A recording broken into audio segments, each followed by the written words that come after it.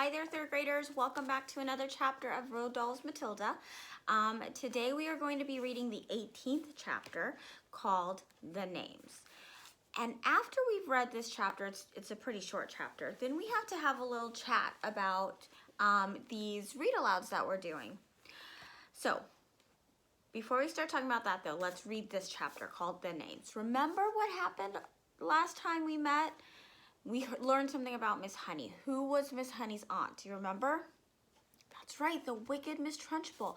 And now Miss Honey is living in basically a shack with no running water, very little food to eat because her aunt has swindled her not only out of her, swindled means cheated, her out of her inheritance of her father's house, but also out of her paycheck, most of it, and maybe even killed her father.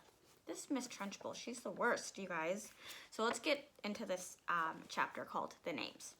Miss Trunchbull, Matilda cried, jumping about a foot in the air.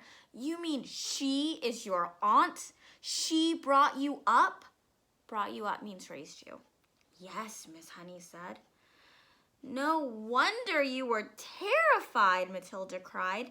The other day we saw her grab a girl by the pigtails and throw her over the playground fence. You haven't seen anything, Miss Honey said. After my father died when I was 5 and a half, she used to bathe me. She used to make me bathe myself all alone. And if she came up and thought I hadn't washed properly, she would push my head under the water and hold it there. But don't get me started on what she used to do. That won't help us at all. No, Matilda said. It won't.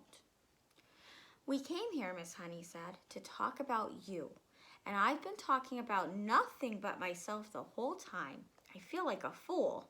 I am much more interested in just how much you can do with those amazing eyes of yours.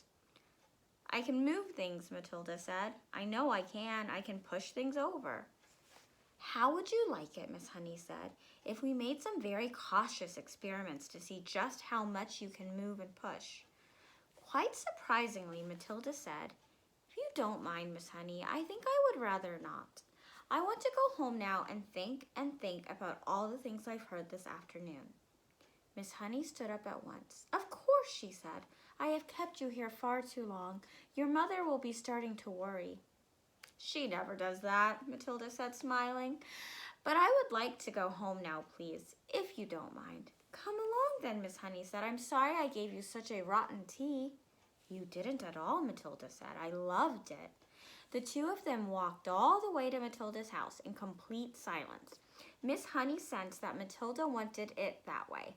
The child seemed so lost in thought she could hardly look up when she was walking, and when they reached the gate of Matilda's home, Miss Honey said, You had better forget everything I told you this afternoon.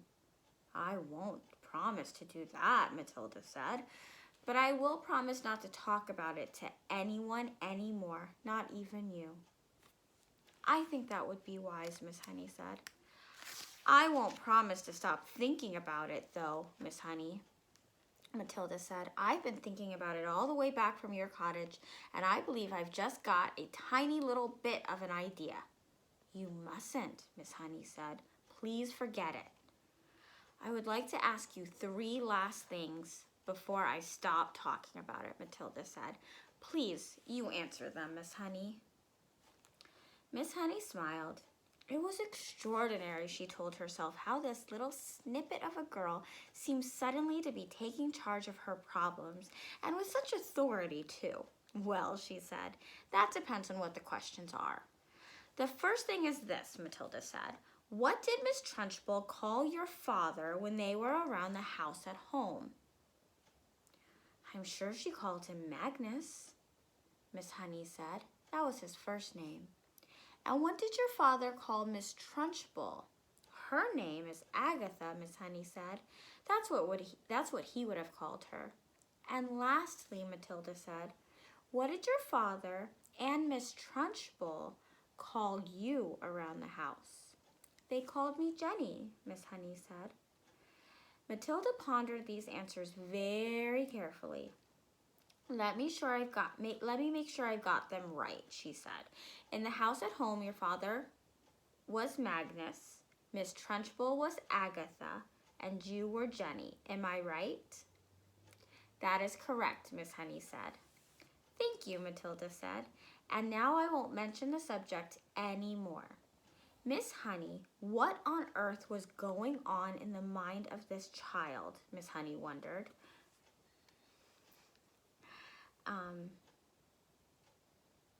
Don't do anything silly, she said. Matilda laughed and turned away and ran up to the path to her front door, calling out as she went, Goodbye, Miss Honey. Thank you so much for the tea.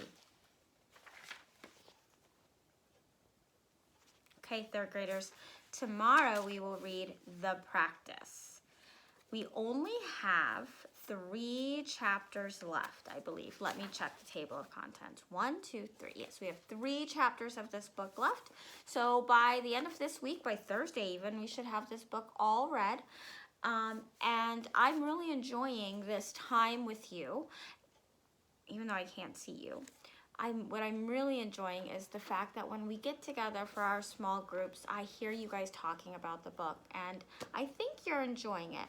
Now, if that's something you want to continue, I'm more than happy to do that. I know you guys aren't getting your library time, and this isn't quite as good as a read aloud with Mr. E, but it's fun for me. So if you want to continue doing it, we totally can. I've got 3 different book options for you. Now, if you want to keep reading with me, I'm gonna need you to vote on the books. So the way you're gonna do that is you're gonna tell your mom or your dad or your grandma, whomever you live with, to text your teacher or email them.